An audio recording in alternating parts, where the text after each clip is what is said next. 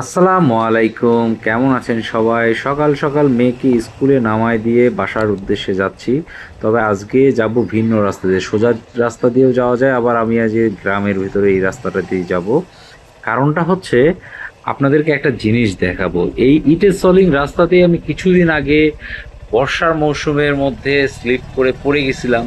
পড়ে গিয়ে হাঁটুটা অনেকখানি ছিলে গেছিল, হাতি ছিলে গেছিল। যারা যারা আমার ফেসবুকের মানে অ্যাটাচড আছেন তারা জানেন। তো আজকে আমি আপনাদেরকে জায়গাটা দেখাবো। যদিও এখন রোদ, রোদের কারণে বৃষ্টি নাই, যার কারণে রাস্তাটা শুকনা। তবে এই পুরো রাস্তাটা বৃষ্টির সময়, অনবরত বৃষ্টির কারণে শ্যাওলা পড়েছিল।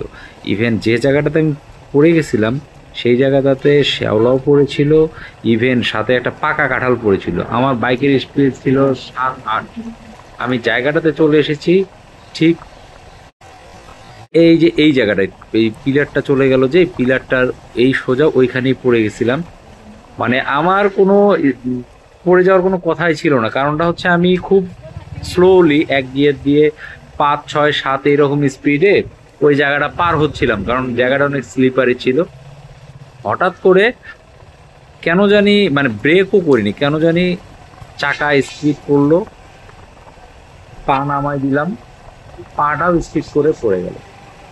বাইকের কিছু হয়নি, তবে ইটের উপরে পড়ে যাওয়ার কারণে আমার হাতে একটু ব্যথা পাইছিলাম। এই জায়গাটাই আপনাদেরকে দেখাইলাম।